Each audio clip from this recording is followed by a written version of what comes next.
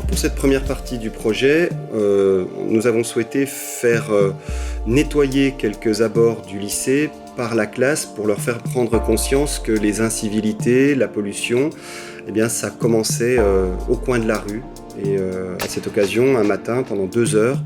on a pu aller nettoyer des rues, des petits coins de nature tout près du lycée. Et les élèves ont ramassé presque 30 kilos d'ordures de toutes sortes. Je crois que ça les a un peu étonnés finalement que, bien que la mairie soit intervenue la veille pour nettoyer certaines rues, certains chemins, on puisse trouver autant de cochonneries derrière les buissons. La deuxième partie du projet concernait plutôt les énergies vertes et à cette occasion, les élèves ont pu assister à une conférence donnée par un organisme d'EDF, Rouge Vif Junium, qui leur a parlé pendant plus d'1 heure des énergies renouvelables et de toutes les énergies alternatives qui seront peut-être leur futur et notre futur, celui de toute l'humanité. Alors puisque le développement durable, ça n'est pas uniquement toute la question de l'écologie, mais également de l'économie sociale et solidaire, les élèves ont eu l'occasion de visiter une association qui se trouve tout près de Besançon, l'association TRI de Quingé. Et ils ont rencontré, après une visite intéressante, des bénévoles et des travailleurs de cette association, dans laquelle on récupère des objets pour leur donner une seconde vie, dans laquelle également on a amené des personnes qui n'avaient pas eu d'emploi, peut-être jusqu'à 30-40 ans, à découvrir un nouvel emploi, un nouveau travail. Les élèves ont été très intéressés par cette dimension qu'ils ne connaissaient pas, celle de l'économie sociale et solidaire. Un petit peu plus tard, les élèves ont pu rencontrer les 2 fondateurs d'une autre entreprise située à Quingé, toujours dans l'économie sociale et solidaire. Il s'agissait cette fois de la fruitière à énergie, qui s'est donné pour but de mettre en rapport des particuliers, des entreprises, des collectivités, avec des artisans qui travaillent dans l'énergie renouvelable, principalement le photovoltaïque, mais ça peut être également des petites retenues d'eau qui vont générer de l'énergie, ça peut être également du chauffage solaire. À un moment de leur projet, les élèves se sont dit que pour financer le voyage à Paris, qui devait être un petit peu la consécration de toute cette année scolaire et de ce projet professionnel, eh bien, il fallait trouver de l'argent et comment le faire en vendant des t-shirts qu'ils auraient eux-mêmes conçus, commandés,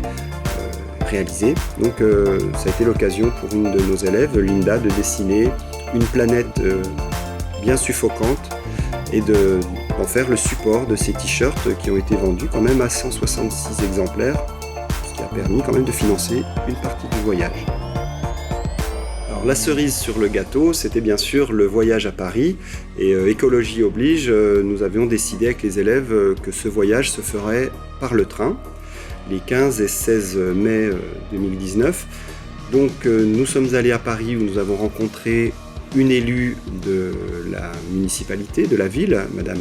Bloel, qui nous a parlé de la possibilité pour Paris de s'adapter au dérèglement climatique à travers différents aspects. Donc, les élèves ont été intéressés par la régie de l'eau, par les différences de température qui peuvent exister à l'intérieur d'une même ville pendant des canicules, du danger que peut représenter une inondation, comme un excès de chaleur. Et ces 2 excès peuvent avoir des conséquences sur la vie des Parisiens, sur leur accès à l'énergie, sur leur accès à l'eau. Madame Bloel nous a parlé également des transports. Elle nous a parlé de la capacité d'une ville à être résiliente, à se transformer et à aller chercher sa nourriture un peu plus près, puisque c'est une problématique vraiment importante pour une grande ville. À l'invitation de Madame Sylvie Vermeillet, qui est sénatrice du Jura, les élèves et les apprentis ont pu découvrir le Palais du Luxembourg avec une visite et puis une rencontre aussi avec le sénateur Labbé, qui est à l'origine de l'interdiction des pesticides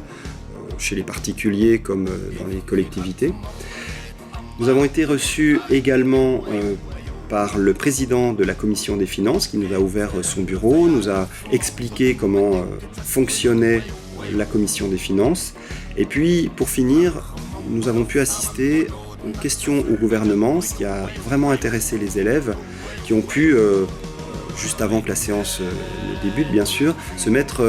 dans la peau d'un sénateur en traversant l'hémicycle, en s'asseyant dans différents endroits de cet hémicycle, juste avant bien sûr que ne commence la séance. Alors en conclusion, qu'est-ce qu'on peut dire au sujet de ce projet qui nous a intéressés pendant une année de terminale? Eh bien, les élèves étaient peu intéressés au départ quand on leur a proposé ce thème de travail.